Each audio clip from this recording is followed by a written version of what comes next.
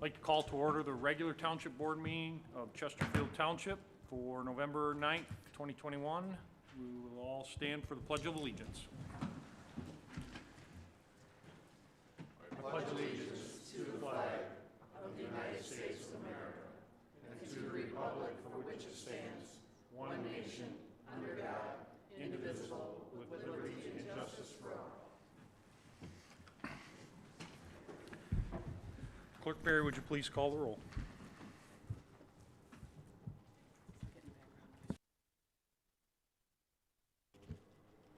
What's the noise? Is that outside? Outside. Supervisor Kersten. Here. Treasurer Elliott. Here. Trustee Anderson. Here. Trustee Vosberg. Here. Trustee Joseph. Here. Trustee DeMink. Here. Clerk Barry is here. Item 4, approval of agenda. Clerk Barry. 4A, approval of the agenda with addendum if necessary. Mr. Supervisor, I'd like to make a motion to approve the agenda as presented. Support. Support Trustee Treasurer. Motion by Clerk Barry, supported by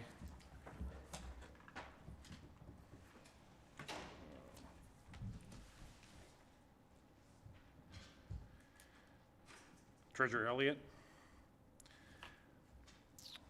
Clerk Barry, call the roll. Clerk Barry, aye. Treasurer Elliott. Aye. Trustee Anderson. Aye. Trustee Joseph. Aye. Trustee DeMink. Aye. Trustee Vosberg. Aye. Supervisor Kersten. Aye. Item 5, 5A. 5A is a presentation to recognize the retirement of the Director of Public Works, Don Coddington.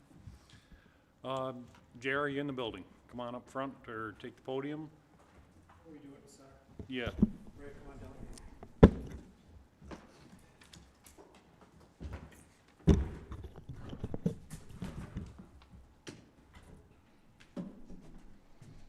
Anybody?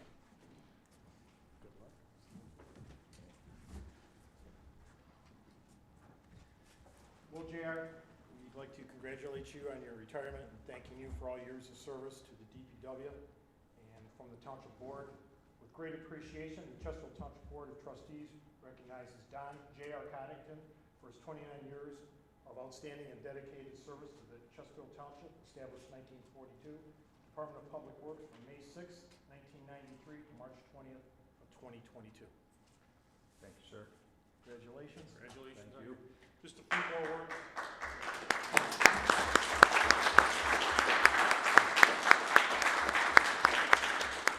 A few more words about JR and his time here. In these, his 29 years, part-time fireman from 1991 to 205. Utility worker from 593 to current. DPW crew leader in 2004, led the crew. DPW superintendent in 2012, Public Works director in 2020, and that was a title change. Kind of like we went on the same paths through our career. We started at the bottom and we made it to the top. So I appreciate the path that you took, and one of the biggest things that I've ever known about you is your heart and your dedication to this township and your passion for the township. One thing, it was good to call you a co-employee, a fellow employee, but it was better to call you friend. So with that, again, I'd like to acknowledge you and enjoy your retirement. Thank you very much. Can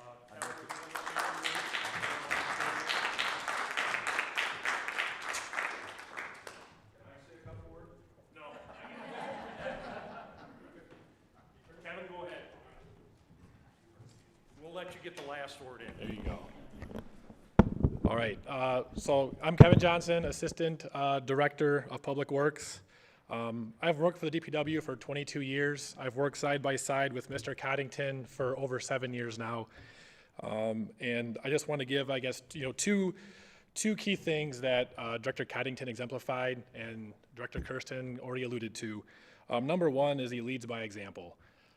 Like he said, he worked from the bottom up from day one here, and he shows constant self-improvement by taking classes, taking on different positions, taking on any project in the township, no matter what, DPW or not, he's willing to take it on and really give it his all. And just how to do the job professionally. Everything was done professionally with the utmost to highest standard. And that exemplifies, and can be shown to our employees. The second thing, like Supervisor said, is heart. Heart is number one for Mr. Coddington. He really cared about the employees, about the township, and about the residents. He wanted to do everything what's right by them all the time, and was sympathetic to everyone's needs, what they want to do better, if it's the employees doing better, if it's the residents and struggling with making payments and how we can help in their time of need, and just how we can help the township be the best it can be. He's the ultimate team player, which is what I absolutely love. It's about everybody winning, not just one department or one person. It's about everybody winning and succeeding. And I am honored that he took me under his wing in 2015 and appointed me the Assistant Superintendent, now title change Assistant Director of the DPW. And it's been an honor working side by side with him and really learning everything he learned over the 29 years he's been in the township. He's definitely going to be missed, especially his infectious laugh and his hilarious stories that he always tells us. This guy's lived an amazing life. He can tell you about oil rigs, till the cows come home. It's unbelievable, the stories he'll tell. So I'll definitely be missed. And I just want to say from all of us at the DPW, we're going to miss you.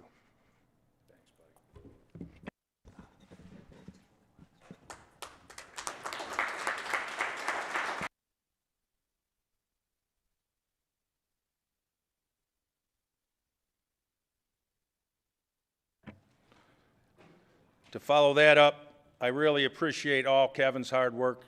Kevin has worked underneath me and with me and next to me, and I'm telling you, there's not a harder working kid in this township than Kevin Johnson.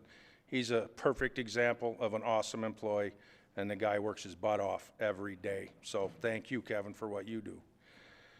So this is not going to be long. I'm not a very good public speaker. We all know that for years, but I want to start off by saying that this has been a wonderful career here in Chesterfield Township for me.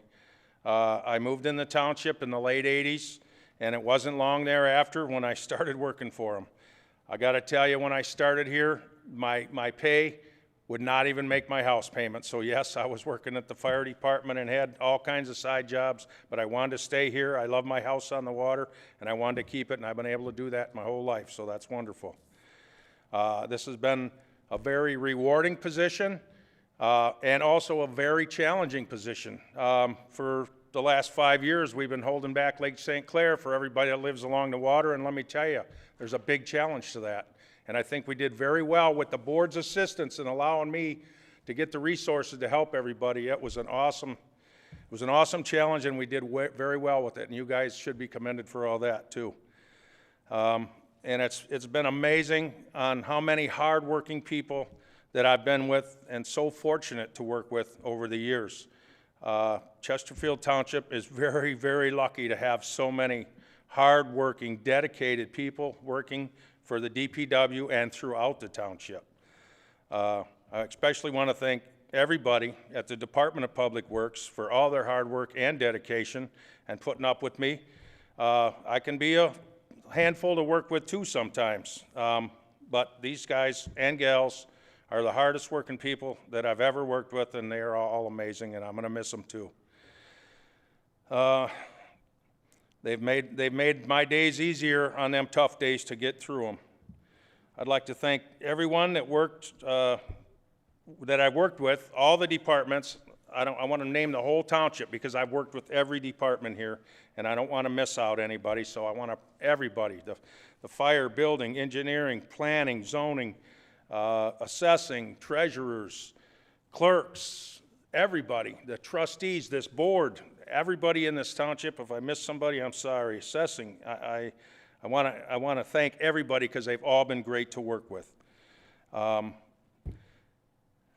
And I just want to wish everybody great luck going forward with all their ventures. I want to God bless everybody in this room, and I appreciate everything you guys have done for me, and I'm looking forward to being warm in the winter. This winter I'm hanging around for a little while, but I will be where it's warm in the winter, and I want to say thank you to everybody, and remember, everybody, stay humble and kind. Thank you, guys.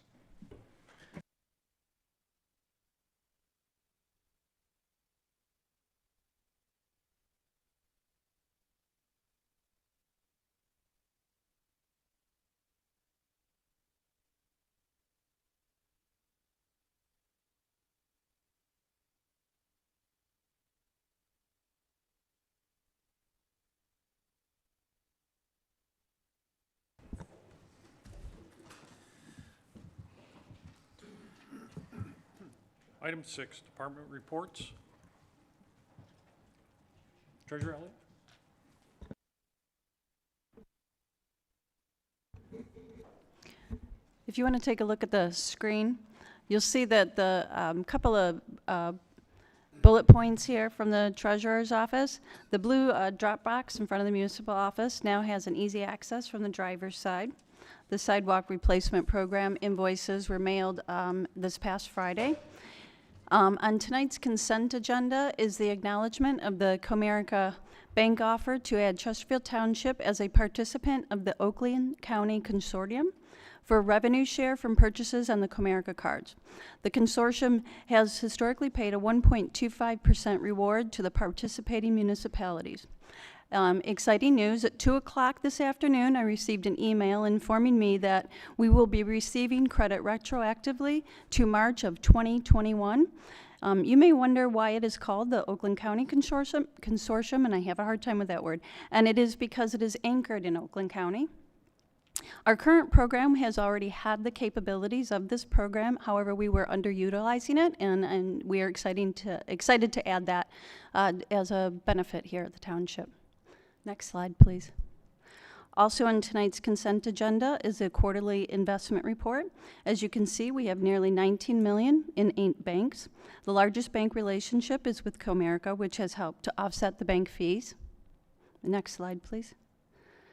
The investments are divided into 5 funds: Chesterfield Parks and Recreation, General Fund, Public Safety, Sewer and Water, Trust and Agency. And then the next slide. Here you see the percentage of total investments, money market and savings at each bank, along with their rate of return. You also see the balance of the depository and checking accounts as of 9/30 of 2021. Some of the funds have asterisks. Please take note of those at the bottom if you're taking a look at the agenda. Thank you, Mr. Supervisor. Thank you. Trustee Bosworth, please. Thank you.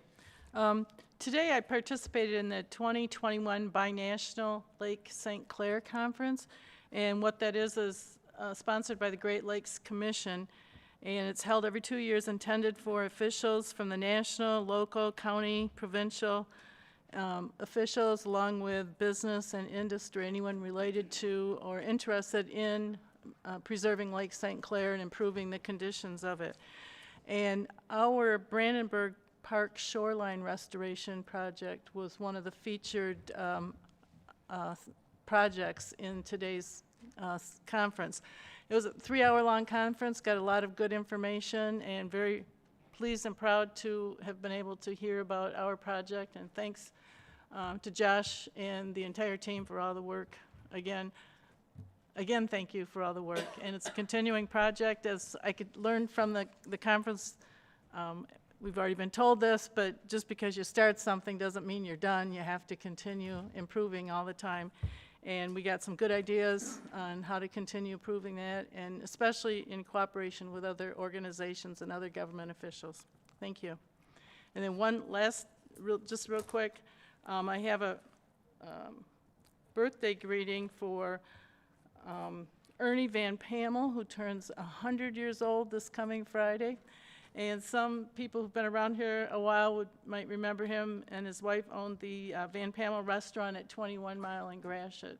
And he, over the year, he was born in Belgium. He served in the military in Belgium. He and his wife moved to the United States in 1950. He was a bricklayer and a mason by trade, but also a business owner.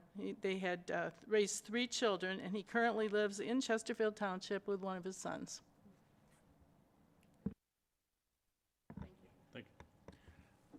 Trustee Joseph. Thank you, Mr. Supervisor. I'm gonna keep this one brief. Our Public Safety Liaison Committee has met several times, and the last several have really centered around the permanent leadership role in our public safety department. So when, as the board is aware, Supervisor Kersten became Supervisor Kersten, he ceased being Public Safety Director Kersten, and after much discussion and internal dialogue with everybody from the unions to HR to fellow board members, the goal was to fill Supervisor Kersten's role with an in-house individual. And so we had just our exceptional administrative team who all took part in the process.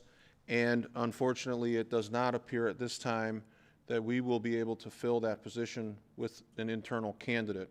And yesterday, the search was broadened to look and consider applications from outside individuals.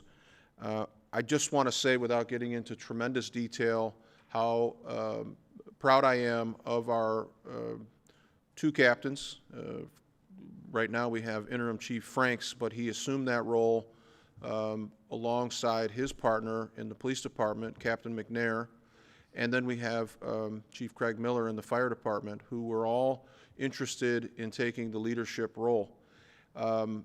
It is a tremendous amount of responsibility to take on that assignment, and there is really a tremendous sacrifice that has to be made when you consider all of the things that go into being the public safety director as it relates to it. It's a decision that impacts the entire family. Unfortunately, we couldn't get to that place, and one tremendous benefit, and Trustee Anderson and I were talking about this at length, was the camaraderie among the three applicants. It is natural when you have people in competition for one position for it to get somewhat adversarial, and the exact opposite happened here.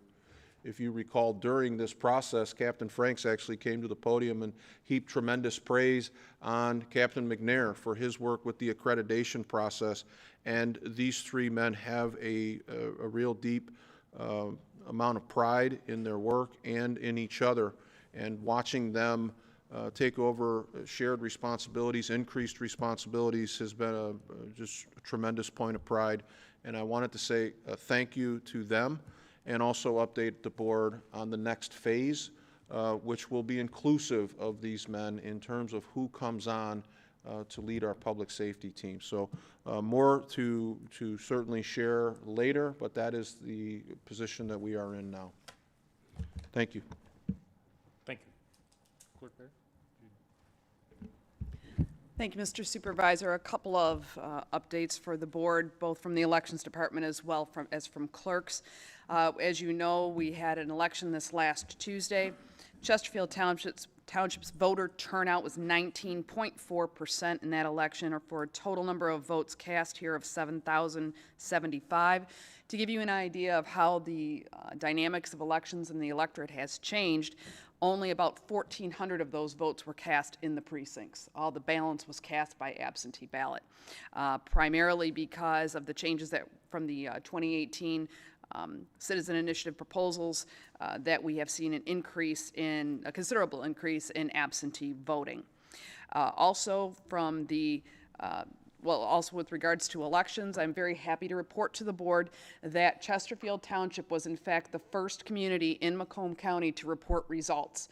We had a different process that we had to follow this time. Normally we modem those results directly into the county clerk.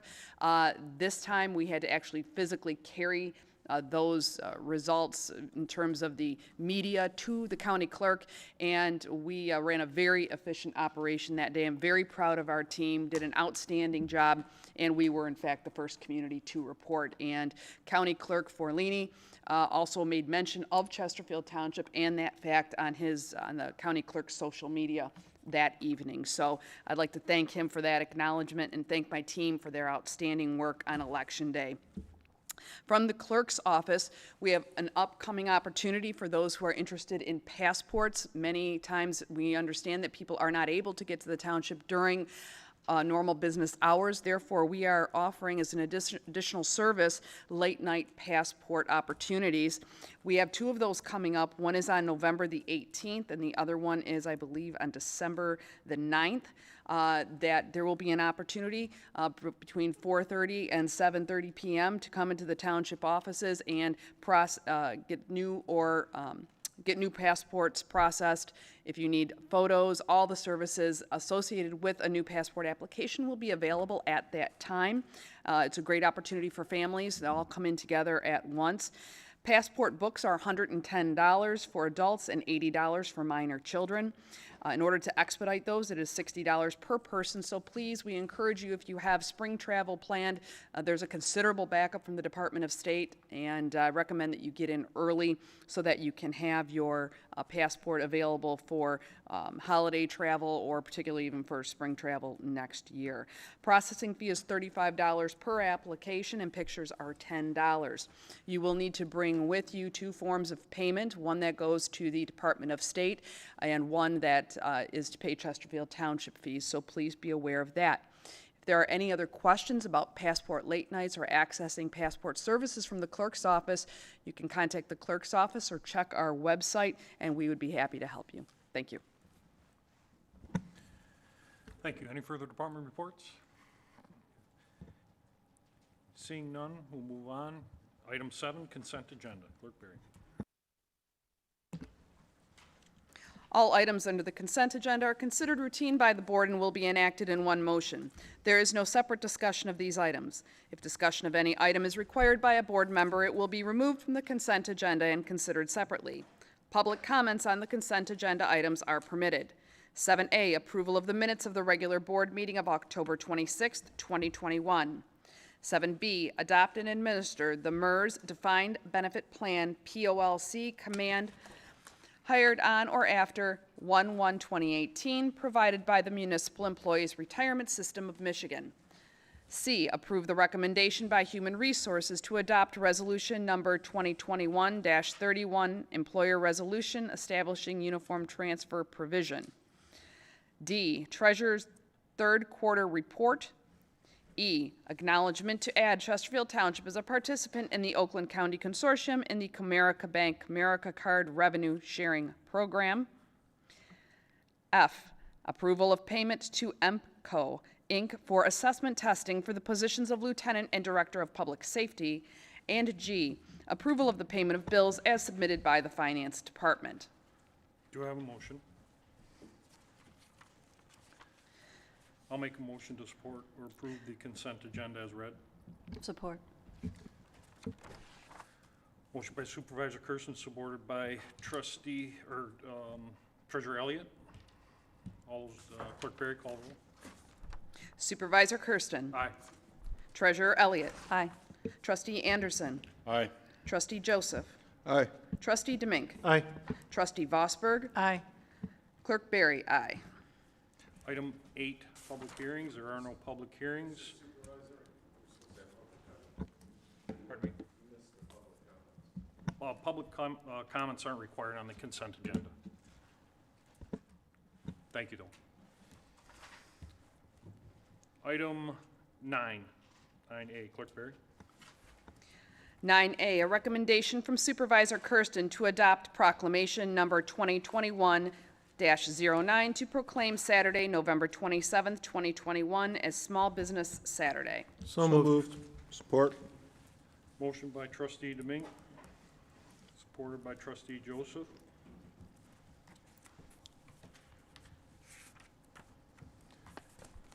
Clerk Berry, do you want to read the proclamation, or? Yes.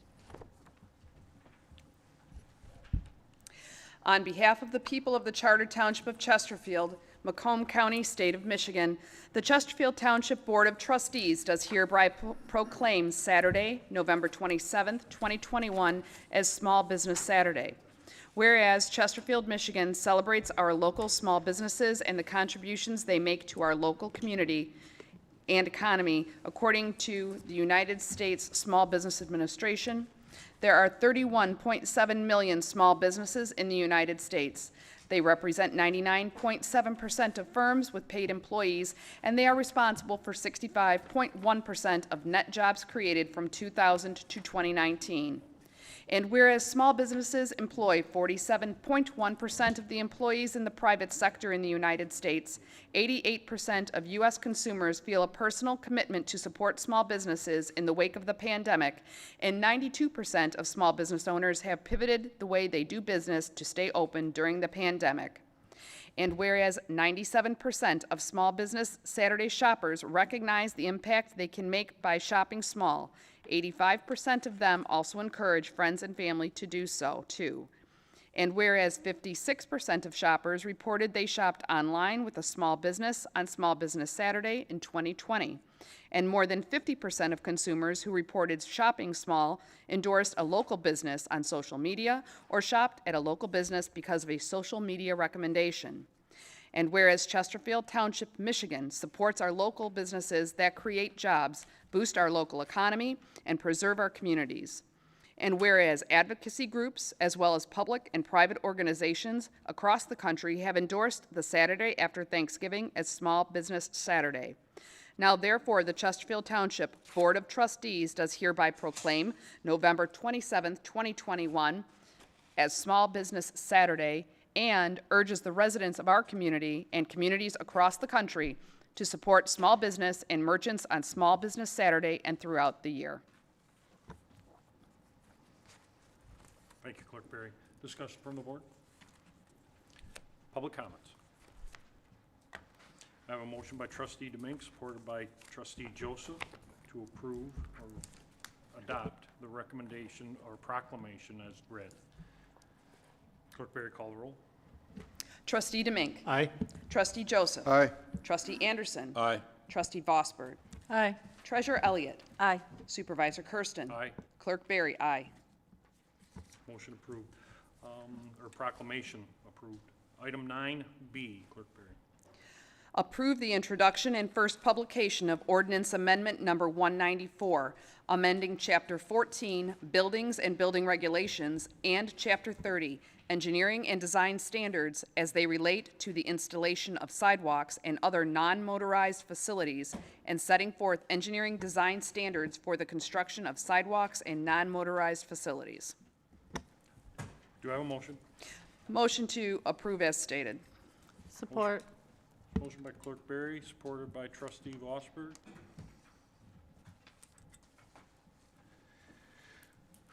Discussion from the board. Trustee Anderson. Yeah, Mr. Supervisor, I'm looking at page 3. Page 3 of this 30-55 I'm looking at. Should the existing right-of-way and the planned right-of-way not coincide and thus require the sidewalk or side path to be built on private property outside the existing right-of-way, the applicant should grant the township a permanent easement for sidewalk or side path and utility purposes for land located between the existing public right-of-way and the ultimate planned right-of-way. What's that in layman's terms? I'll defer that to the engineer. Mr. Arroyo, please. Yes, good evening, Rod Arroyo with Giffords Webster. That's actually language that's currently in your ordinance. This is an amendment to an existing ordinance so that if in the event that the right-of-way was not in place for a sidewalk, for example, or a bike path to go in, your current ordinance says, and this isn't changing that an easement would be granted so that the public would have the ability to continue to cross your property on a sidewalk that would connect along the sidewalk network. So once again, that's not an amendment, that is an existing ordinance provision. So the public would be able to come on the private property that would, the property owner would be deeded to the township for the sidewalk, correct? In this instance, for that provision, it wouldn't be deeded, it would be an easement. So if when we have, for example, plats and site condos, there's a requirement to dedicate the right-of-way that would normally be on the main road. So if you're on 23 Mile Road and it's a planned 120-foot right-of-way, you would dedicate that 60-foot half right-of-way. In some instances, you'll have a site plan come in, and there's the statutory 66-foot wide road easement in place, and it's planned to be wider, 120 feet, but that right-of-way has not been acquired by the township or by the road agency. So in this particular instance, an easement would be granted to allow for that sidewalk to go across the property so people can walk across it, but it isn't a dedication of the actual fee title. So the schematics we're talking about, not deed or whatever, the property owner would be kindly allowed to give this land for the sidewalk, correct? An easement to cross the land, not giving the land up, but just an easement to cross their property. Fancy word. Other words, they would lose that property. That property owner would surrender that right, whatever you want to call it, for that sidewalk for whomever we talk about to use it, correct? They would grant the permission for someone to walk across their property, essentially for that 5-foot width if it's a sidewalk. I'm used to granting, somebody grants me something, they give it to me kindly. This is here, this language here, there's no granting here. This is taking. And as I mentioned, this is in your current ordinance. This Yeah. is not something new that's being proposed. Your ordinance already has this provision. What this provision you're seeing this evening is adding the ability to implement the master plan by adding in bike lane provisions and bike path provisions. That provision we just discussed is already in your ordinance. The last thing I want to say is some of these properties, homeowners, they're like 100, these aren't estates, these are retirees, working people, and their houses are 120 to 150 feet from the sidewalk. They have to make access to get the snow plowed out of their own property to get to wherever they have to go. Now they're responsible for 100-foot, in some cases, frontage and the maintenance of a sidewalk on this property they've so kindly granted to the township, correct? I believe your ordinance generally requires that if there's a sidewalk there, that you're to shovel the snow. You're not, the actual construction is generally done by either the road agency or the township, depending on the situation. But you're generally required, if you have a sidewalk crossing your property, that you're to clear it of snow.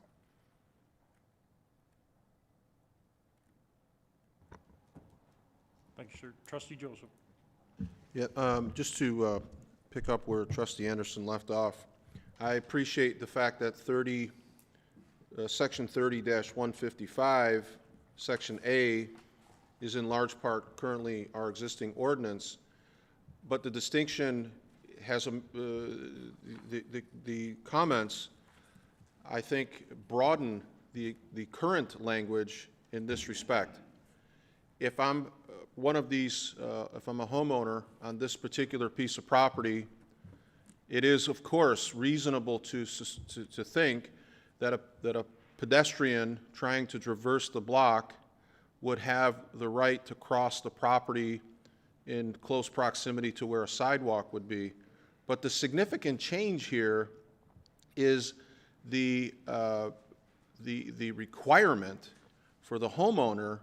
It's not a casual pedestrian that makes their way across, and what I'm thinking of is a number of properties kind of along the lines of what Trustee Anderson is talking about, where the road design is really not what a lot of room for improvement, I guess we'll say it that way.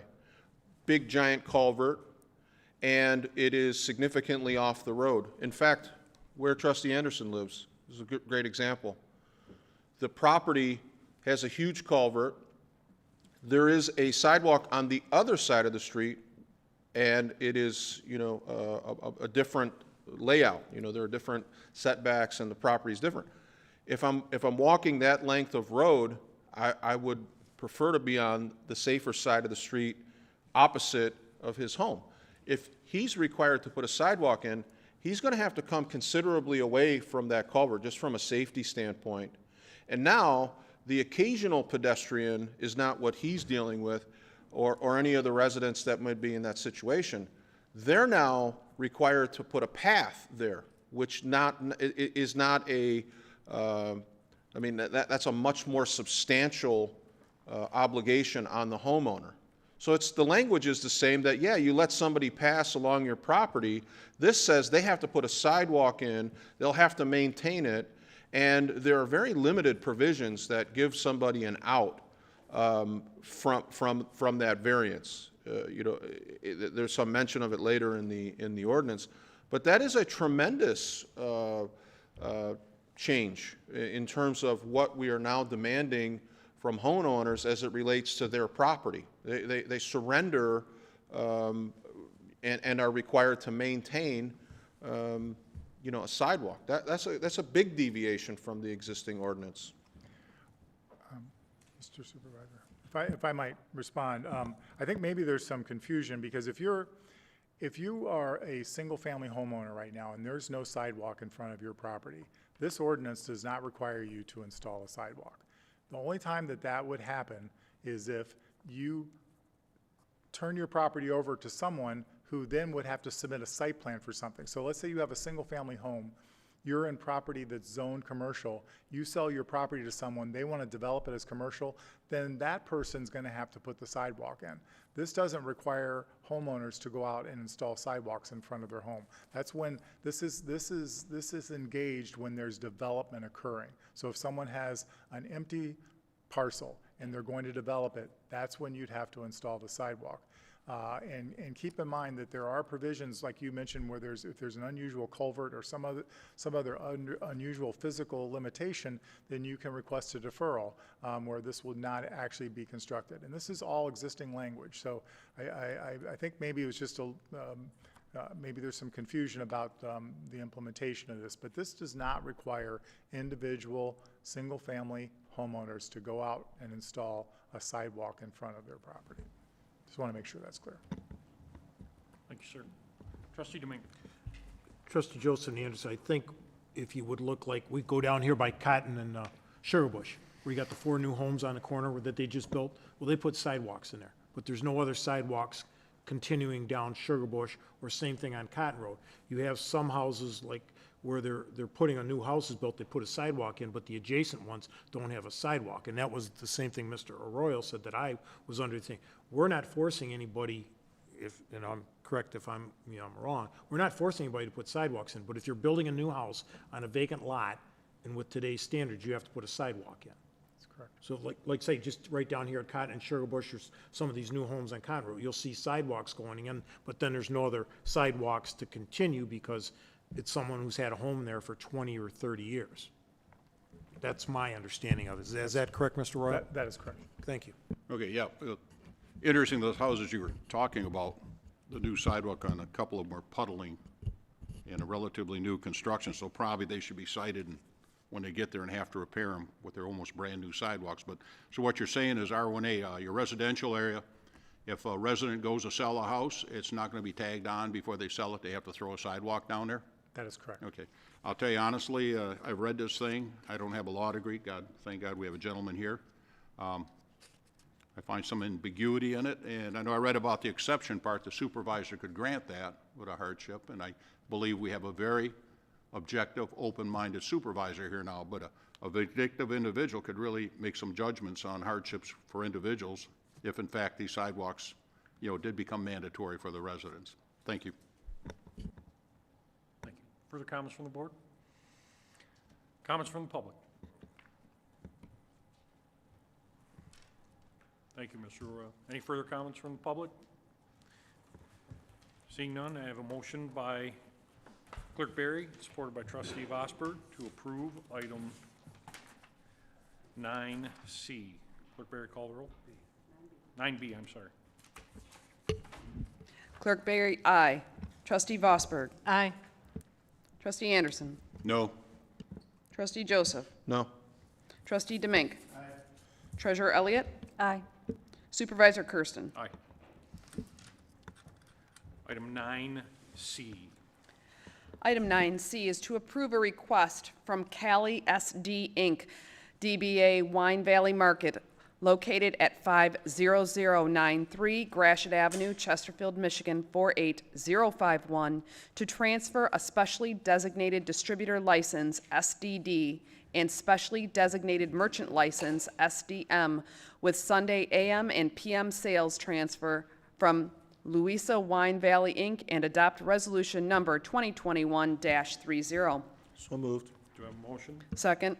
Trustee Joseph, support by Clerk Barry. Discussion from the board?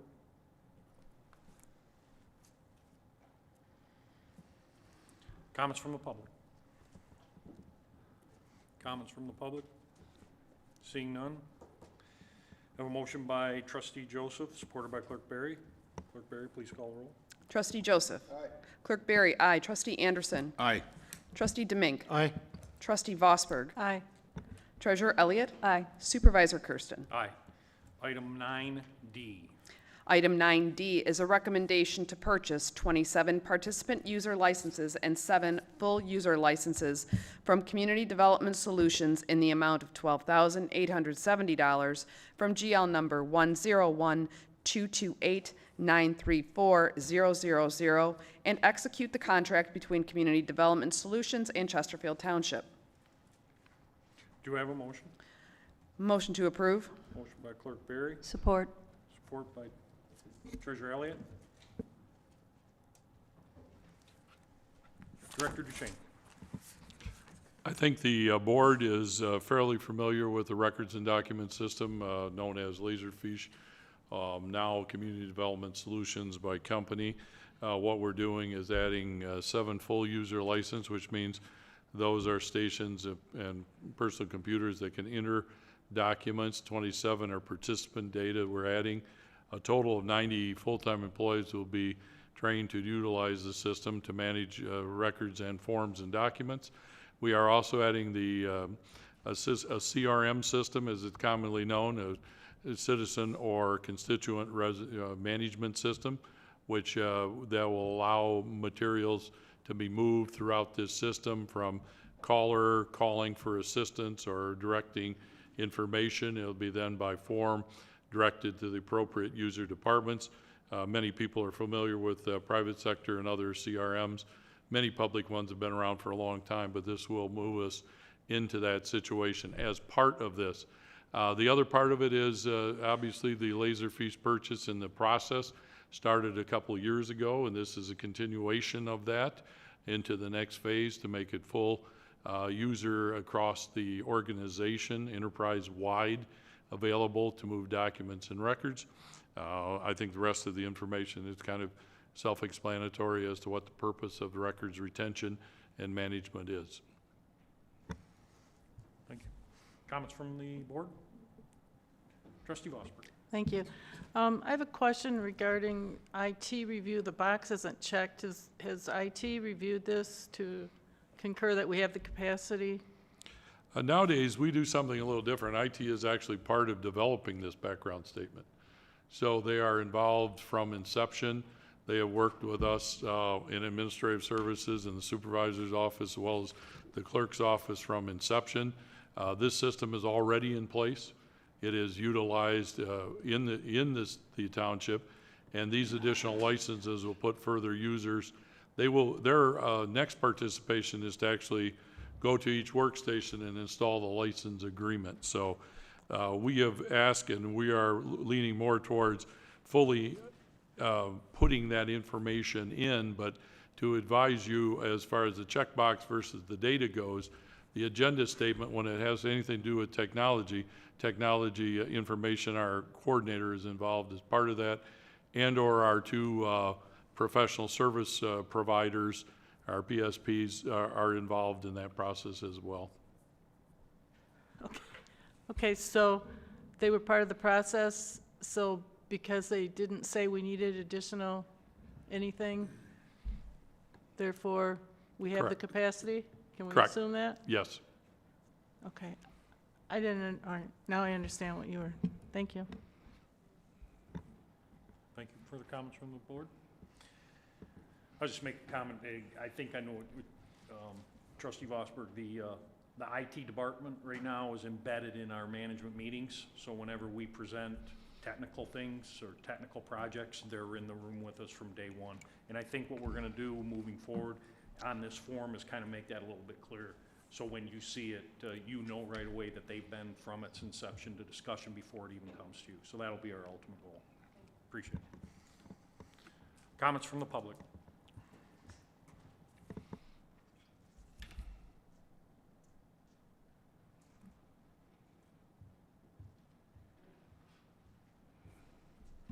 Good evening, Michelle Merriweather, 52860 Muirfield Drive. I have a question for a point of clarity.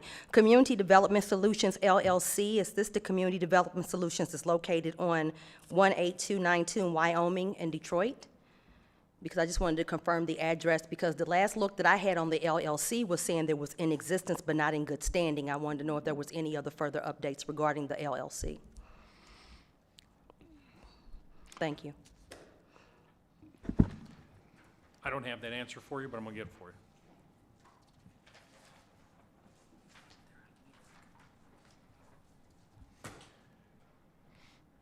I would say no, it's from New York, and this is part of the Laserfiche records management package that we have within the building and have had for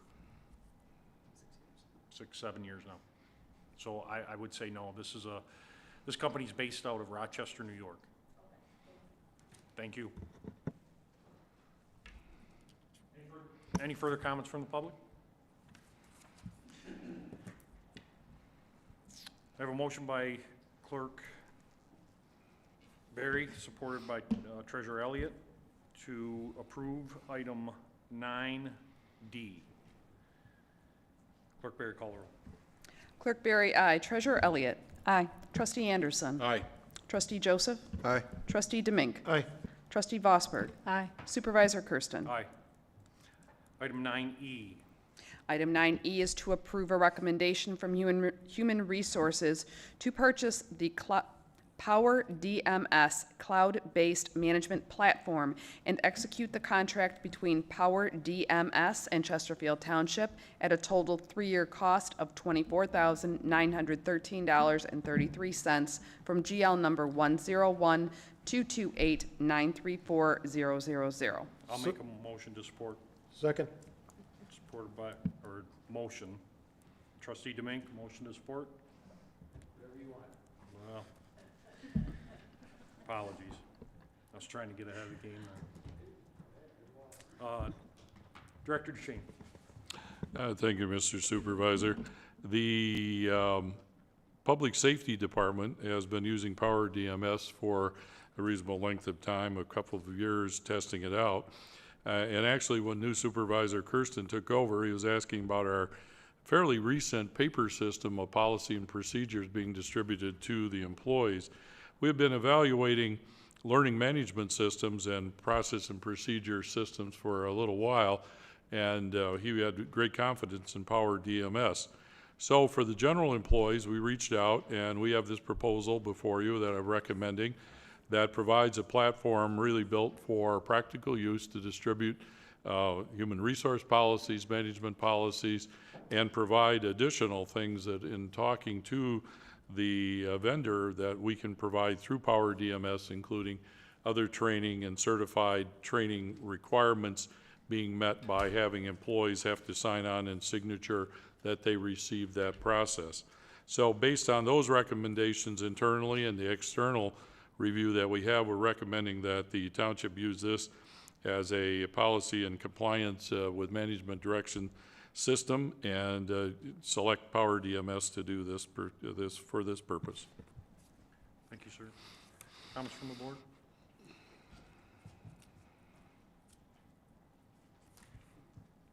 No comments from the board. Comments from the public?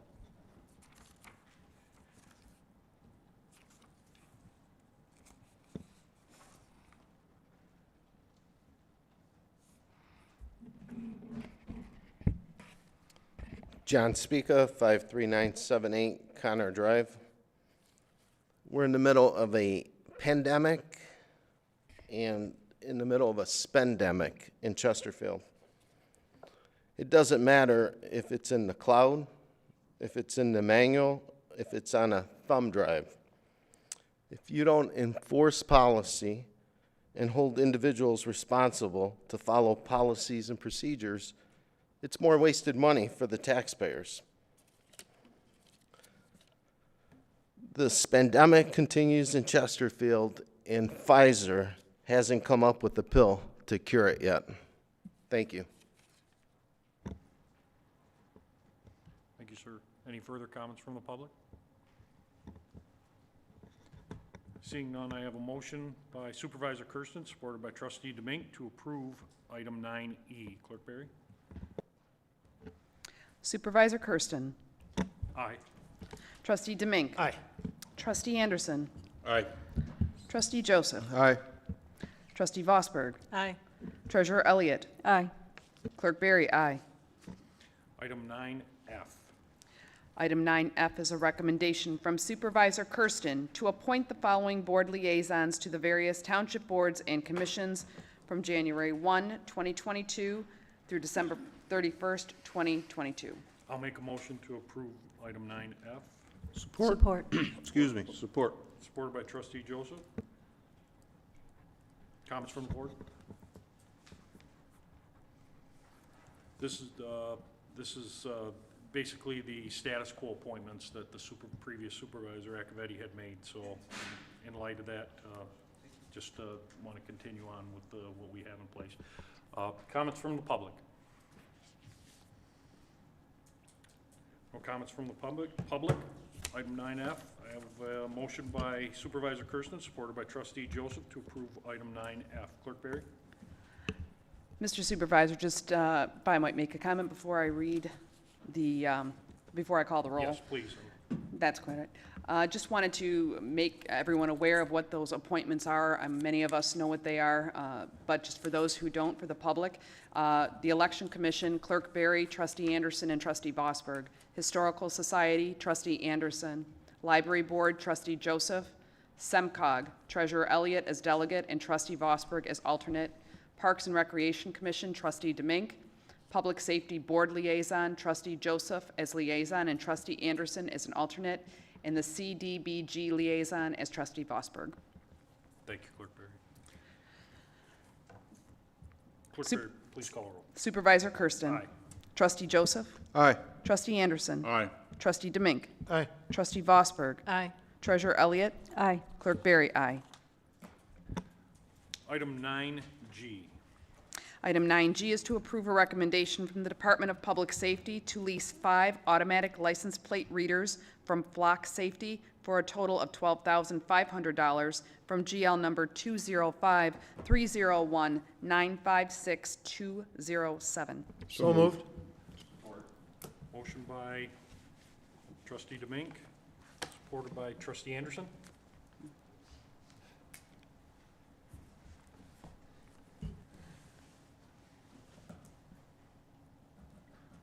Comments from the board?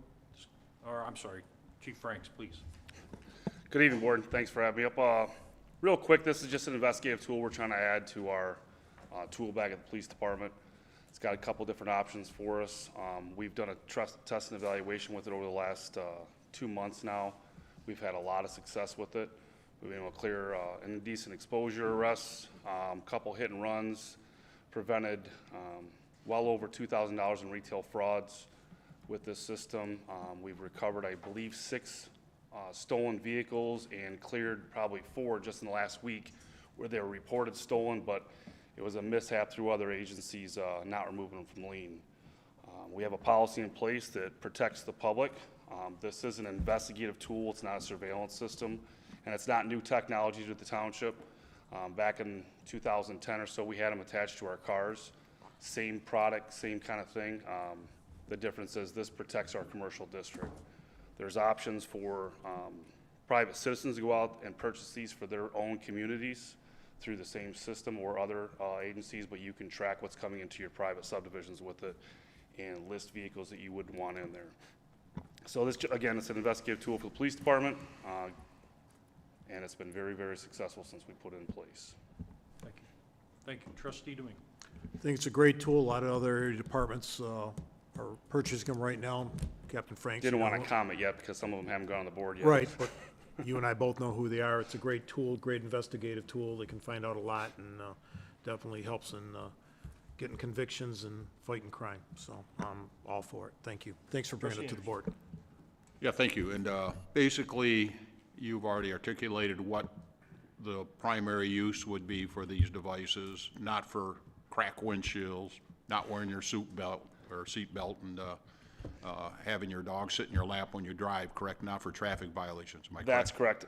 Michigan doesn't allow for that, one. Two, this does not capture the faces of any drivers or occupants of the vehicles, and it is strictly for investigative tools for crimes. Our policy is going to actually mandate that they attach an incident number to it to put a vehicle in there.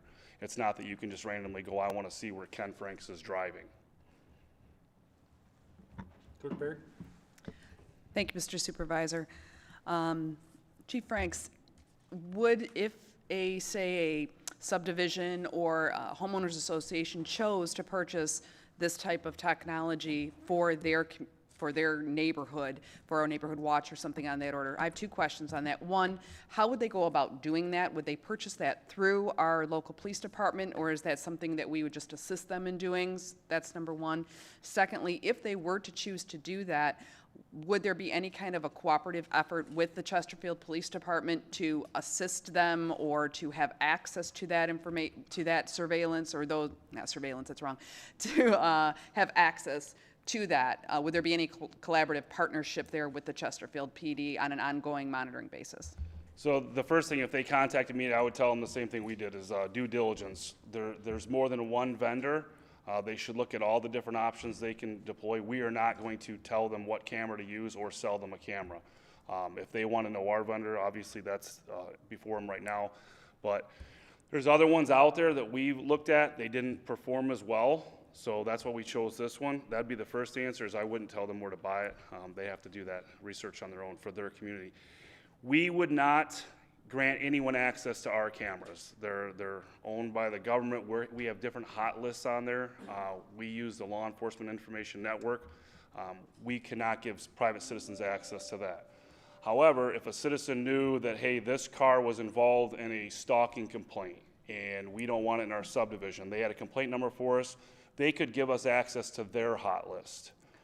So we could see what they're saying is a criminal act, but we'd have to confirm that once again through our law enforcement network. One of the parts of our policy is no car can be stopped or citizen contact unless it's first verified that that is a wanted vehicle or subject through the criminal system, not the flock system. So there could be a real value to some of our neighborhoods, perhaps considering the purchase of this type of tool in working with the Chesterfield PD, in that it would help us to help them. Absolutely. If you had crimes being committed in your community and you had one of these flock or any other license plate reader out there, it could give us vehicles that traveled in a given amount of time. One of the unique things with flock is you can say, I'm looking for a Dodge Charger with a broken out taillight between 2 o'clock and 2:30, and it'll tell us all those vehicles that match description crossing through that time and give us the license plate. It will not give us the occupants, so there's no facial recognition or capturing at any point. That's great, thank you. Other comments from the board? Comments from the public?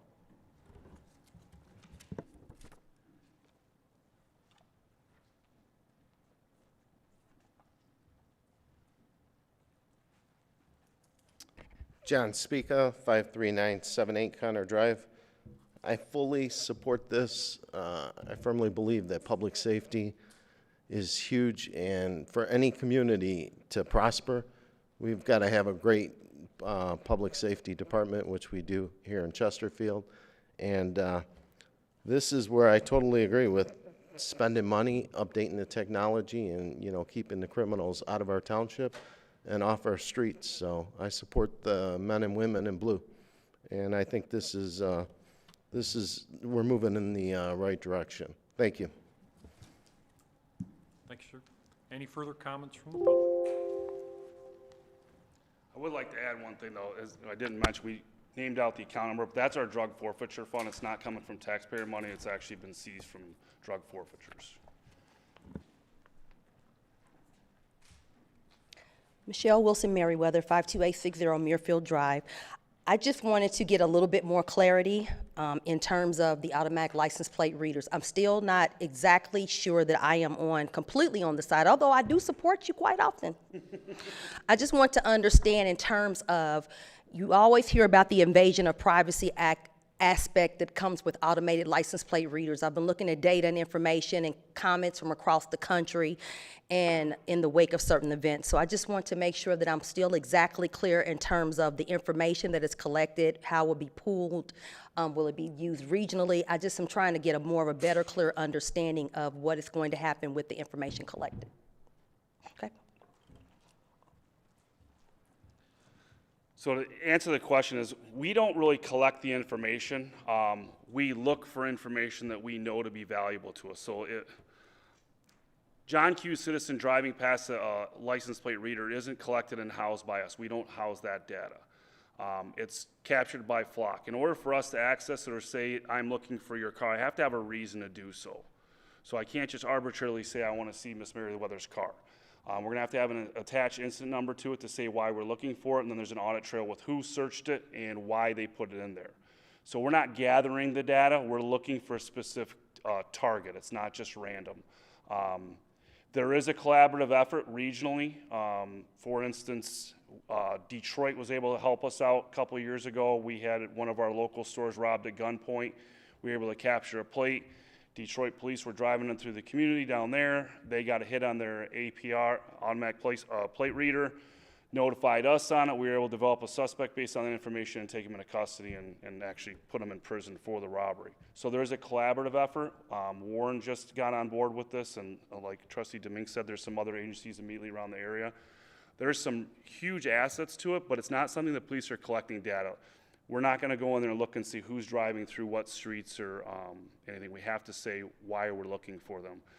One of the questions that's often brought up, if a plate comes back and someone has a warrant for their arrest, then you pull the car over. Well, like I said, we're looking for a car, not a person. So in order for us to even make contact with that citizen, first we have to verify the warrant would be valid in our information network, and then go up there and verify that the driver would match the description. You can't just pull the car over because there might be someone with a warrant inside.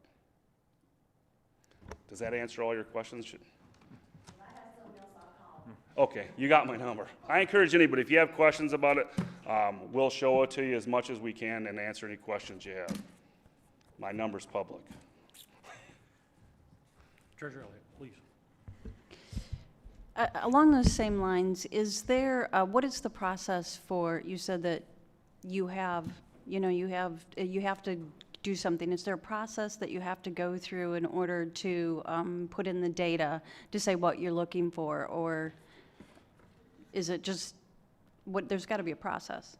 So the policy we have is that, again, you have to have a reason for your looking at it. We're not just going to say, I want to see how many times a red Civic drove down Gratiot. Now, we had a red Civic involved in a hit-and-run accident, and it's got these markings on it. We could then put that criteria and then put the complaint number in there so it's associated back to it. And then there's an audit trail. So if Ken Franks logs in and says, I run this query, then you could come in and, or let's see, Captain McNair could go in there and say, why did Ken run this? Because it's not going to be open to any citizen. It's got to be police involvement. And like I said, they have that audit trail to find out why we're looking at it. They can associate back the complaint number. It's as tight as the law enforcement information network. Like, we put a stolen vehicle in, same thing. We have to put the complaint number in there, why we're looking for all this information. We're going to treat it like that.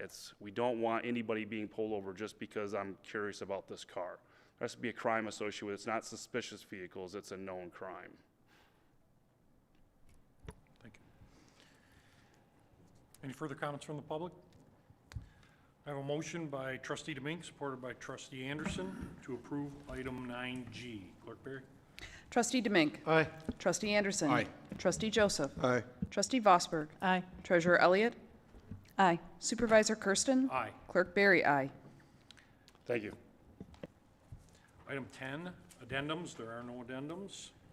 Item 11, public comments. There's a 5-minute time limit on the public comments, and the clock will begin when you first speak.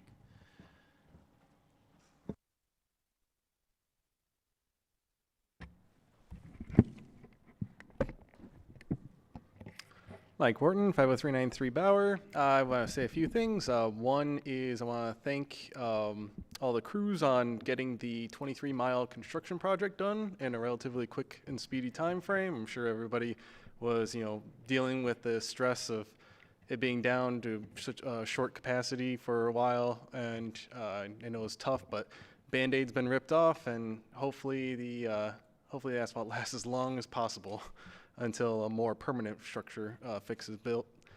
Other than that, I just want to point out that a couple days from now, Veterans Day, hope that everyone observes it and the importance of the date.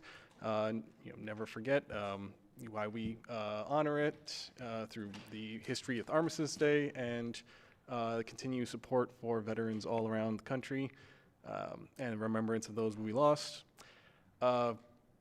Another thing I want to bring up, and I hope that the clerk will take this into consideration, since you are now seeking a higher office, I do hope that you make that commitment toward the general public of putting your job that you were elected to first before external pursuits.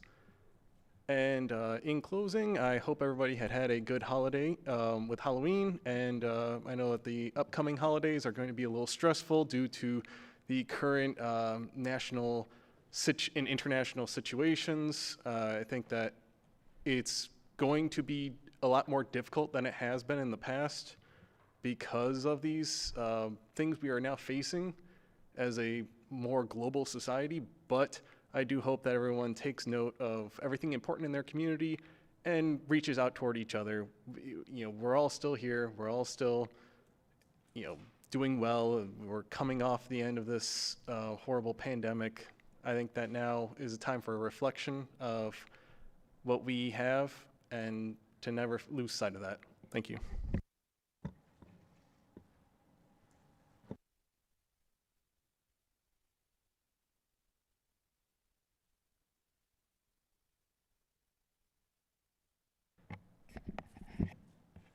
John Spica, 53978 Connor Drive.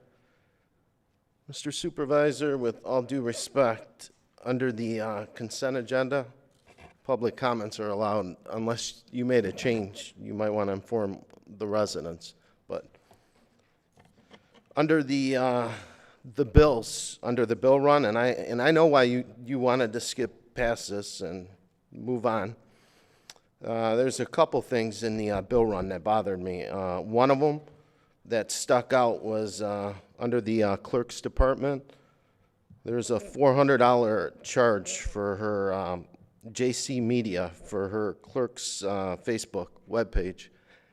Well, as a elected official, and I don't know any other city or township where somebody runs for public office where we, the taxpayers, pick up their bill for campaigning. So I don't want my money used for that, and I know there's plenty of other residents that don't want their money used for that. So you're in a leadership role now. You're the supervisor. I mean, these shenanigans are not acceptable. I mean, we need leaders, and we need leaders to step up. So, and say that this is wrong, we're not going to allow this, and put your foot down on it. And right now, I don't see that happening. I mean, we want to breeze through everything and okay everything with no public input, and I'm not good with that.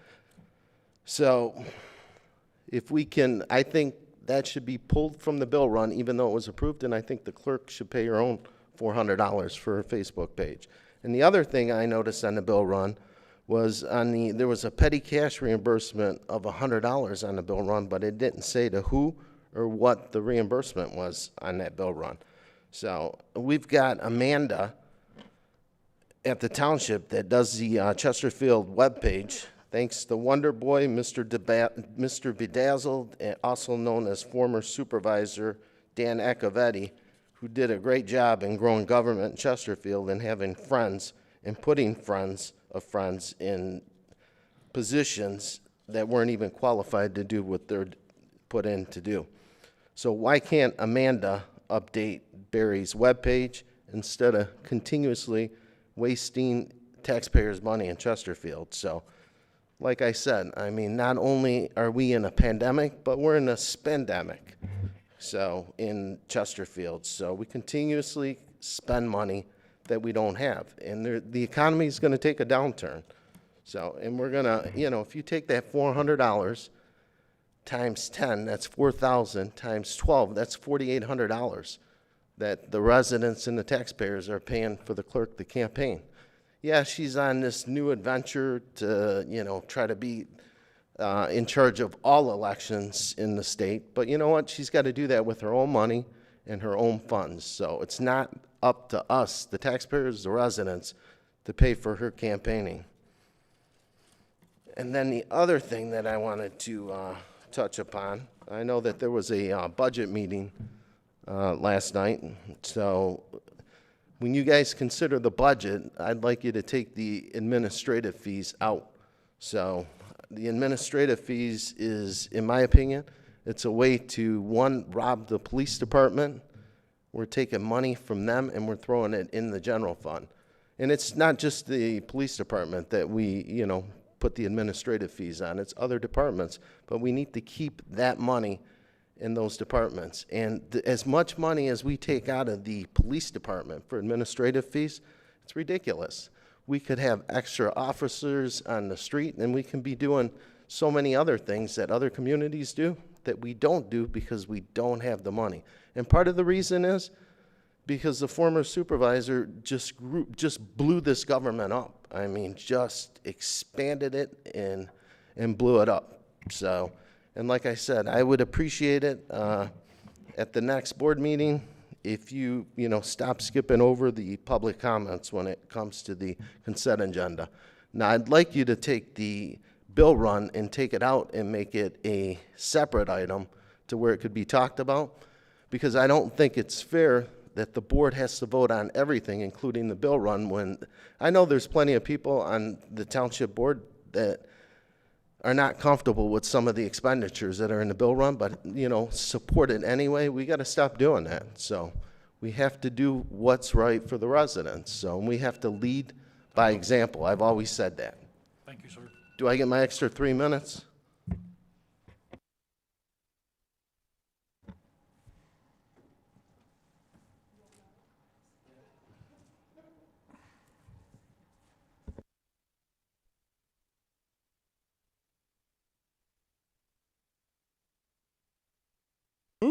Here we go. I just wanted to say to everyone, first of all, I just want to say congratulations to you, Miss Cindy Berry, because it was a great election. And I'm happy that it went smoothly, and that I know, because working in that process with you all, it can be very tedious, whether it's absentee or not. So congratulations. I heard the good news. So again, congratulations on execution. Franks, I have not had a chance to see you to say congratulations. I see you, Franks. Okay, that's all I wanted to say. And then I wanted to say to each and every one of you, I have had to step away for a little while. Now I'm back. I had to take care of some things with my mom. But I just want to thank every member of this board, because at the end of the day, we can run against each other, we can debate against one another, but when things come down to it, we are always, always putting the right thing first. So I want to thank each and every one of you that send your prayers out to me and my family. Some of the late texts I've had to make to get some help with things with my mother becoming a new caretaker. And I just want to thank each and every one of you for being, at the end of the day, a damn good human being. So thank you and have a good night.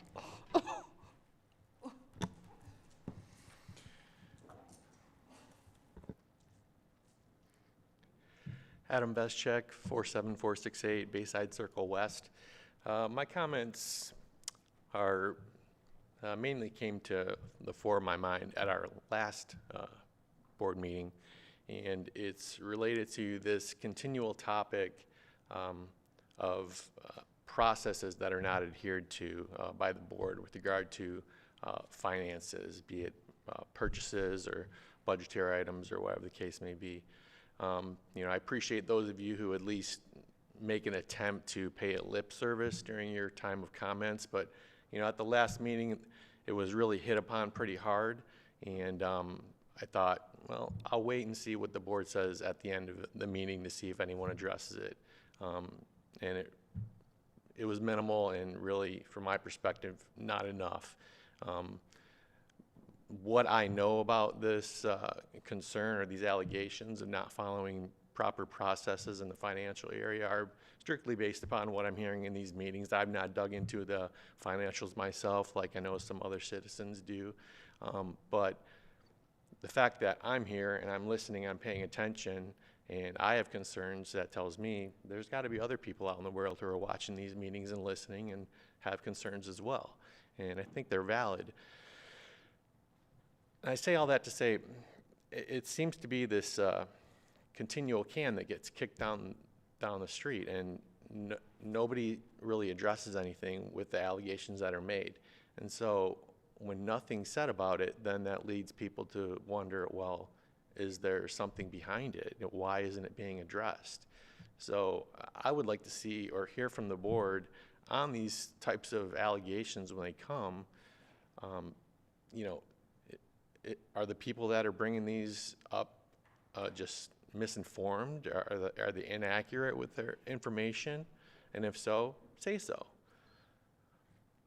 But if you know as a board that you do have problems with your internal processes in this area of finances, then be transparent and at least admit that there is a problem, you're aware of it, and you're working on some sort of solution to fix it or work towards a resolution. You know, the citizens deserve to know and feel comfortable that processes that are put in place by this board to function responsibly for the behalf of the community are being adhered to. I mean, even Treasurer Elliott mentioned, this evening with Chief Franks, is there a process in place to, look at this data? Well, that's a good concern. Processes are in place for a reason. They should be adhered to.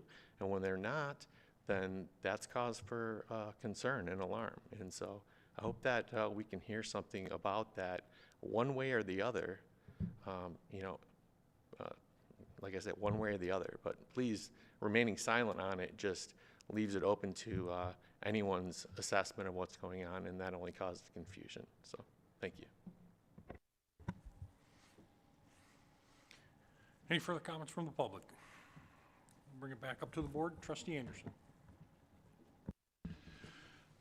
Thank you, Mr. Supervisor. Second meeting in a row I got to speak leading off the board comments, so I guess we will have board comments this meeting also.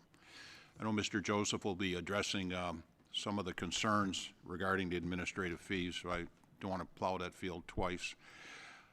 I appreciate the comments that we receive from our public here. And the only thing I'd like better is to see those seats filled and more of our residents getting up here and seeing firsthand how their government operates, analyzing it themselves. I'll let that lie there. I read somewhere that during the 245 years of our republic, our country has not been at war or conflict for less than 90 of those years.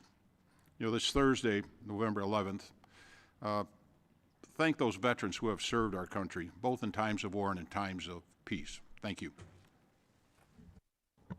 Trustee Joseph? Thank you. I will address the administrative fees. I guess I'll start with that. We did have a budget meeting yesterday.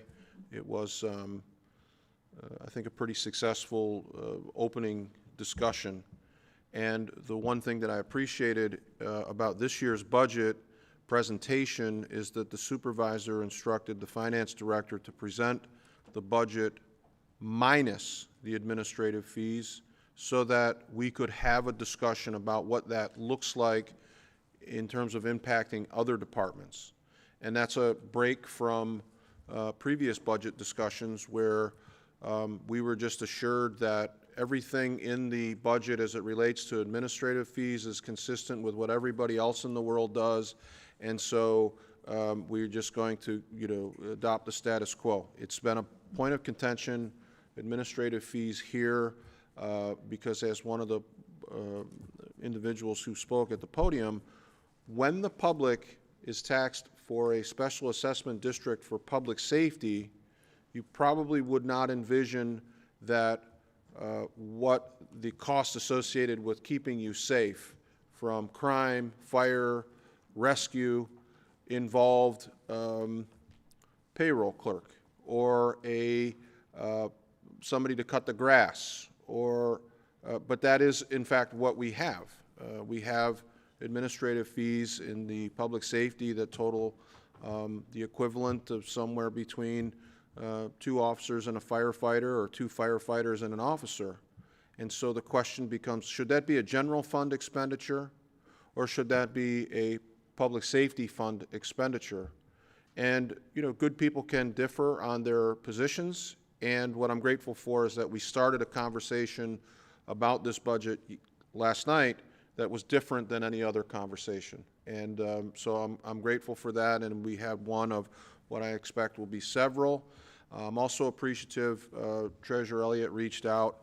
I was in the office and took an opportunity to say, hey, I'd like to do whatever I can to help the budget process. And so if there are things that my office can extend to you, and I'm here full-time, I can reach out to the finance director, her deputy, and so forth. Whatever people need to be in place to have a continued discussion about the budget was afforded, and I appreciate that. It was followed up with an email, and that's a good sign when we can get in a room and have discussions even when we disagree.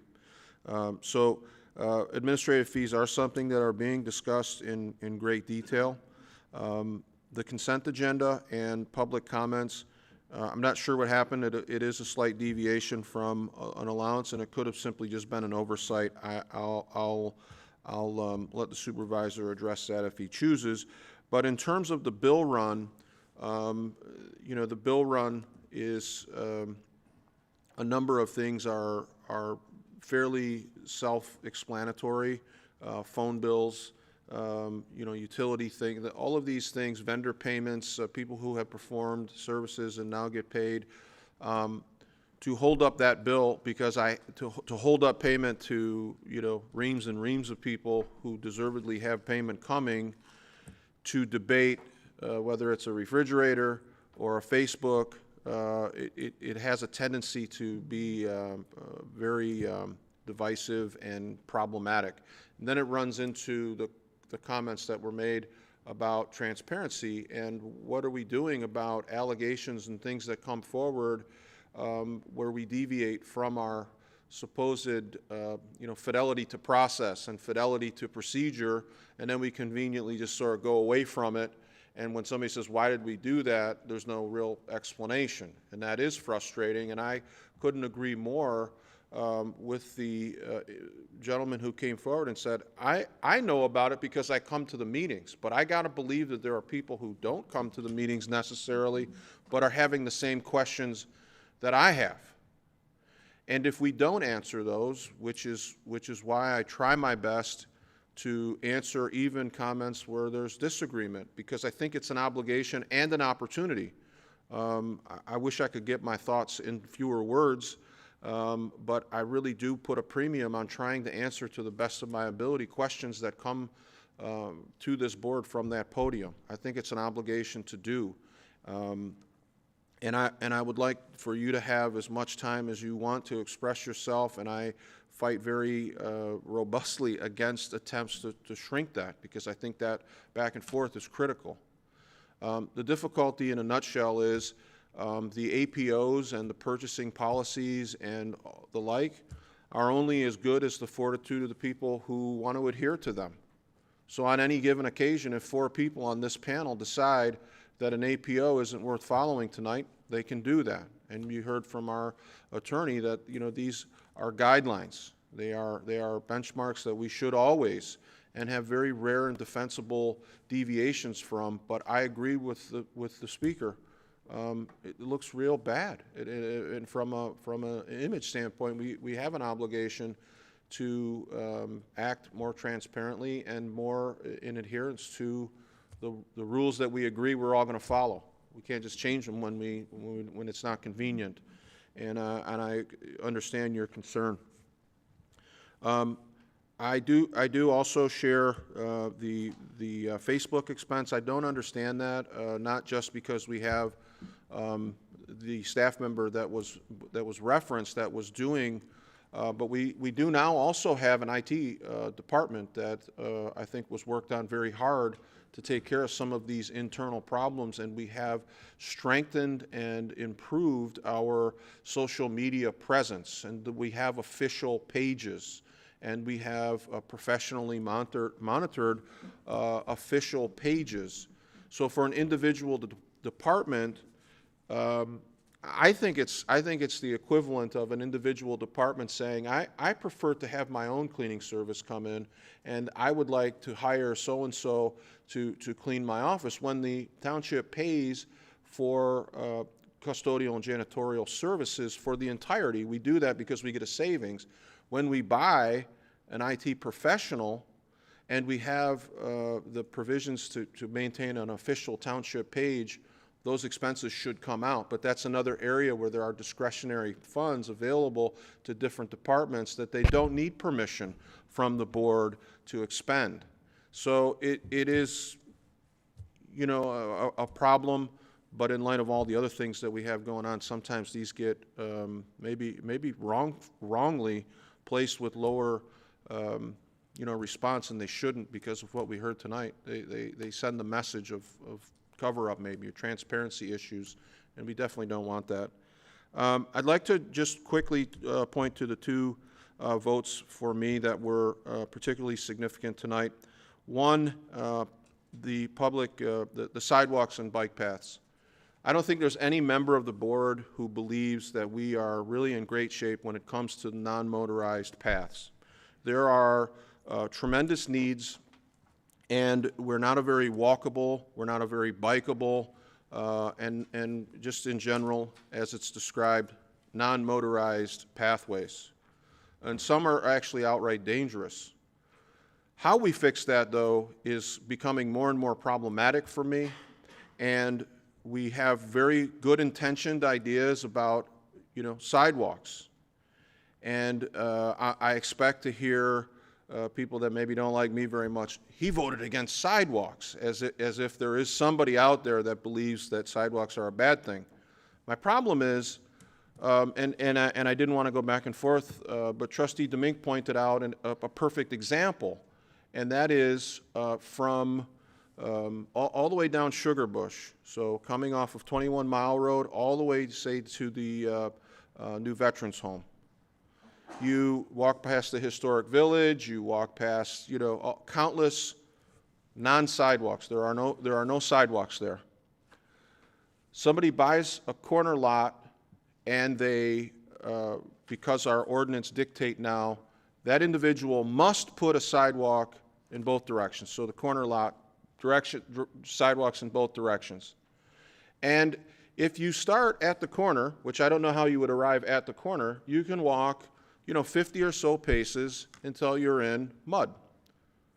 And so you go, what sense does it make to encumber that individual with this, I'm doing something positive by putting non-motorized paths, and so you make a guy, a family, you know, expend thousands of dollars of additional for a sidewalk that goes literally nowhere. There is absolutely zero connectivity, and I'd like to know, under this current policy, how many centuries we anticipate having connected bike path, because we're not at this rate. And I could give you 6 or 7 additional examples of individual businesses that have come to the Planning Commission. One in particular, the north end of our township, you know, at the very border, the northern border of our township, individual came to planning and wanted to breathe life into an otherwise dead, from a retail standpoint. There really was nothing happening out there. And the guy made a very heartfelt pitch to the Planning Commission in talking about the challenges associated with bringing his dream, his business, to fruition. He had leveraged everything he had to get this rolling, and then we come along and we say, we're going to need you to add, you know, about $40,000 worth of sidewalk, because we want connectivity in the township.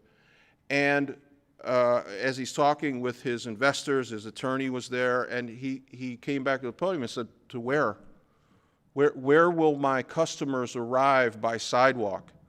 Because there are miles and miles of open field, no connectivity, and I'm more than happy if you have a subdivision that comes in next to my business, I'll sign a note right now. I'll put a bond that says I'll put the sidewalk in, but who's traveling to my business on foot? And the only thing that's responded to when I bring up these examples is, well, you got to start somewhere. Yeah, no, I agree with that, but what we're doing, and we haven't even gotten into another real difficult one, is the sidewalk replacement plan, and sending out a private contractor to tell you what you need to replace, and then they make 25% on fees for whatever the township for. It becomes very problematic, and so I don't want my no vote to be a no on sidewalks or non-motorized paths. I want my no vote to reflect we can do better with connecting our sidewalks and paths in a more expeditious way, but what really all we're doing is waving flags about we're serious about sidewalks, and then you go out and you see this corner lot, you go, well, we got some more sidewalks to take you to dirt. That's not really a real comprehensive plan, and it just sounds good, but we're not really doing anything terribly effective here. And so if we're going to have a sidewalk and non-motorized path plan, let's do it all. Let's really get into it and start talking. We have SEMCOG representatives. There are a number of grants that are constantly being talked about for enhancing non-motorized paths. Let's do a very comprehensive sidewalk and bike path plan, and not this where we're infringing on property owners' rights and infusing a lot of financial responsibility on the backs of our residents. And the last thing I wanted to say tonight was congratulations to Mr. Coddington and his well-deserved retirement. I've known him since I came to the board, and I've always found him to have exactly what was described here tonight, just a tremendous heart and an all-around good person. He's just that kind of guy. It's the kind of coworker you'd love to have, which is why you saw his department here tonight supporting him. It's why I think Trustee Demink got real territorial on the plaque, and I said, how much can I chip in? And he said, no, I got this, I got this. And he and the supervisor were real territorial about their friend, and Mr. Coddington has been a great public servant, and I appreciate him very much and wish him the best in his retirement, and I'm grateful for his kind words at the podium tonight. Thank you. Trustee Demink. In regards to purchasing, when the bills come through, I look at them, and when it comes to spending, let's say $20,000 or $100,000 up here, I look at the APOs. So if you brought Mr. Duchesne on, he's rewritten all our APOs and a lot of other the way things should be. He's been around a lot of difference as city manager. I trust his judgment. When Supervisor Kersten got appointed by the 6 of us back as July 5th, if I recall right, he made Mr. Duchesne the deputy supervisor. They're working together, and I believe that's what this board's doing. I don't believe we spend money stupidly or thriftily. You got to spend money. This is a government. You got to spend it for certain things. I mean, sometimes you need software, just like these flock camera that Acting Chief Franks wants. They're a good thing. I know some people want the stuff, some people don't. That's my opinion. And also, with regards to JR, I wish you the best. Enjoy retirement.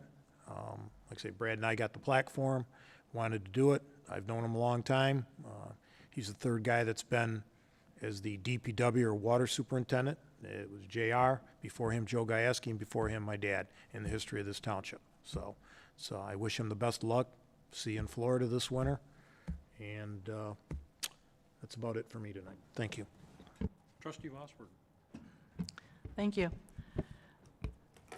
I have 4 things I wanted to bring up, and first one I'm going to start with is there was a discussion yesterday in our budget hearing about administrative fees being in the budget, and what that, again, it's been talked about, described, but I'll just describe it from my perspective, and that is that there are certain activities that the township provides as a whole to all departments. And if we didn't provide those services, those departments would have to hire them elsewhere. For example, it was already brought up, like HR services. So somebody has to help do the applications and payroll and all of those types of things.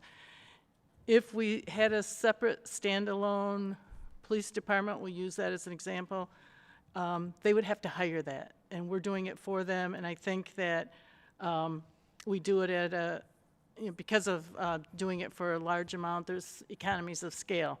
If we don't include the administrative fees in the budget, which we don't have to, because either way we've been told are acceptable in terms of accounting, but then in my opinion, if we don't, then we shortchange the general fund, and the general fund is our ability, the things we do that will benefit more residents of the township. For example, activities, the Parks and Rec, some of the Parks and Rec, some of the leisure service type things, and services that we may want to have that we do, we may want to expand on them, other programming and things like that. So that's the other side of looking at it. And when it comes to addressing comments that are made, in my opinion, if somebody's already, from my perspective, if somebody already answered it, I don't repeat it. I just figure that person got their answer. And then sometimes it's personal attacks, and I think it's up to the person being attacked to make a response if they want to. Sometimes the questions really are more rhetorical questions. They want to make somebody wants to make a statement. And I'd like to close with, again, thanking J.R. Don Coddington for his years of service. Even before I was on this board, when I was on the county board, anytime there was any issue, a resident would call, not always knowing what department or what government to call. If it was related to water and sewer, JR was just more than willing to help the person get whatever services they need. And if it didn't pertain to him and I called him anyway, he'd find the right person to take care of it. And a special thank you to all of our military veterans for your service, not just this weekend, Veterans Day, but all the time. Thank you. Treasurer Elliott. Thank you, Mr. Supervisor. First off, I'd like to make you aware that we are a drop-off location for Toys for Tots, and that's a very wonderful organization, and so please out here in the municipal offices, bring an unwrapped toy. The township offices are closed Thursday for Veterans Day.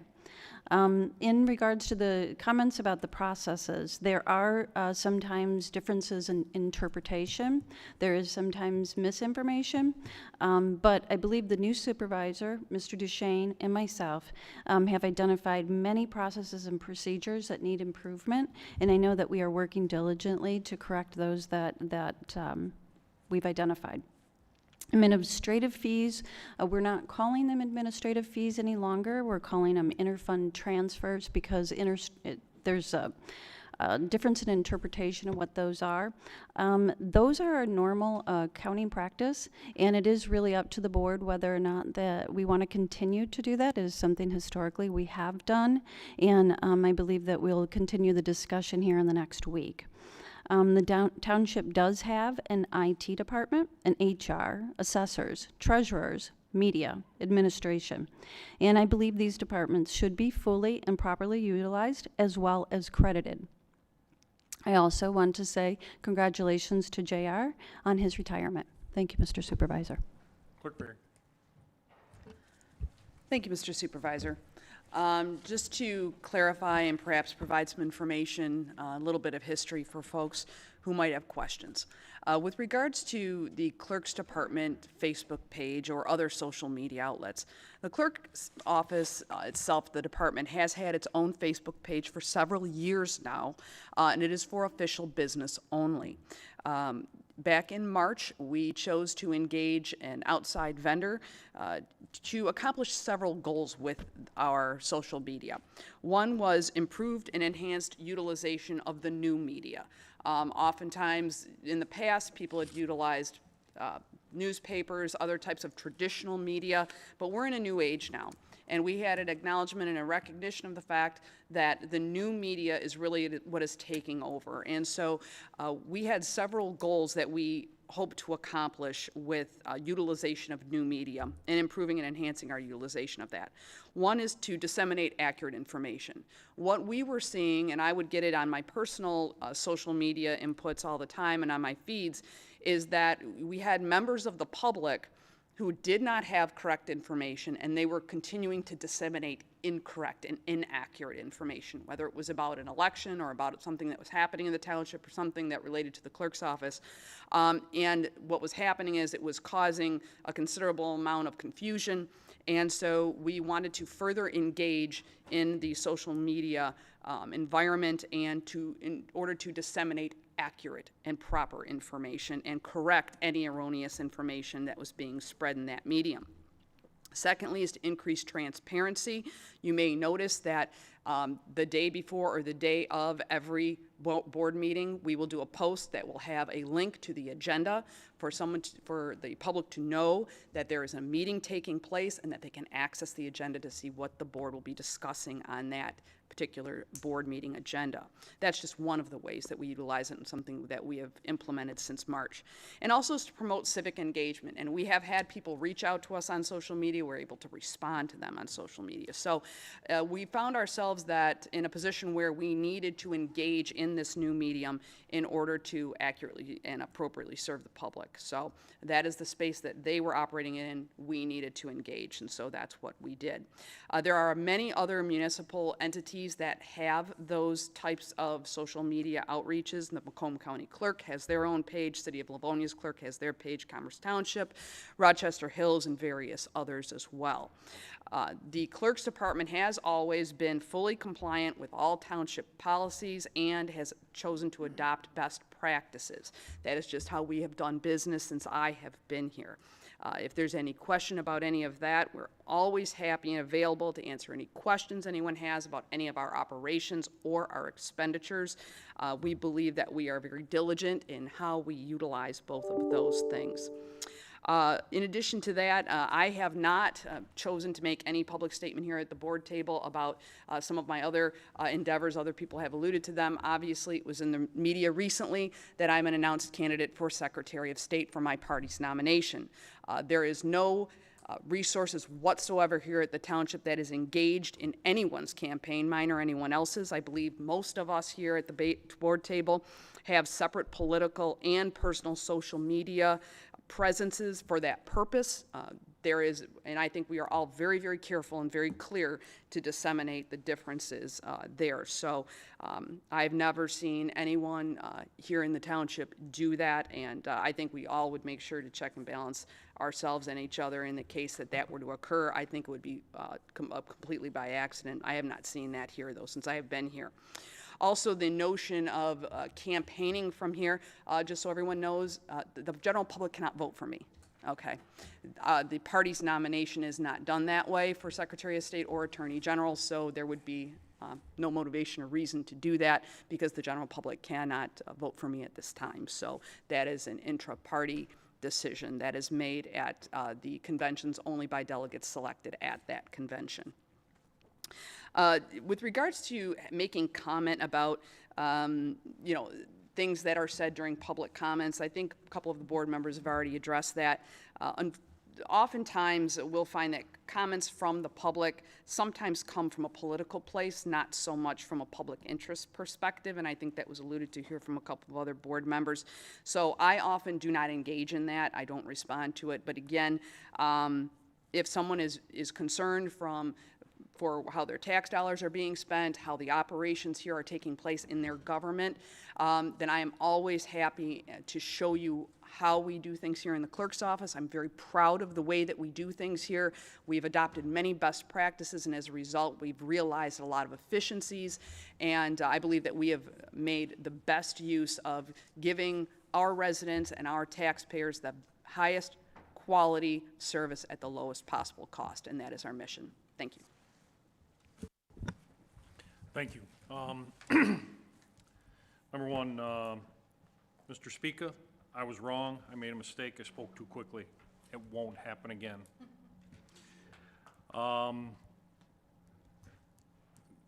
Again, allegations of or unintended or bad purchases. Every purchase that I've seen is within the APO and within board policy. And if there are issues with it, then the policy needs to be addressed and changed. And as Treasurer Elliott has commented to, Some of those have already begun. There are several more that could be looked at, but again, if it makes it to the board has the ability to approve or disapprove. And that authority lies within the board. The 2022 proposed draft budget was discussed and released last night. There was a public hearing on it. The administrative fees, which has always been discussed and a point of contention, and I've been part of that, was discussed at length. There is another hearing, or public hearing, on the 18th of November, and all are welcome. And again, for the board members, the Finance Department and Deputy Duchesne are available to meet and discuss any one of those items within the budget. Prior to, they're available. As you are aware, the 26-mile road Ascension Medical Center is under construction. That presents a problem to us because there is no sewer in that area, and that's been a focus for the last 10 days of, we have a location up there that is gonna place an on-site treatment sewer plant on their property and then discharge into the county drains. That is nothing new, that's not a new message or a mantra, but I believe, carrying on that message again, it is problematic for our community. The last thing we want is additional discharge into our county drains. There is an effort for an SAD to address that area. That meeting is on December 6th, and I would hope a large participation at least, or community presence there, to voice and address that potential concern. Trustee Joseph, as you said, we just met this week and you talked about the sidewalk. The gap plan is in place. We just met this week and discussed it. I had asked that gap plan map be published here in the hallways of the township and then be released, and the architect of that is working on it and will post it. And there is a prioritization program along with that, and it at least addresses some of the current concerns that you've mentioned tonight. Final comment is JR, I think I said enough. Great guy, huge asset to the township. Enjoy his retirement, and with that, I will take a motion to adjourn. Motion to adjourn? Motion by Clerk Barry, support by Trustee Vosberg. All's in favor? Aye. Opposed? Meeting's adjourned.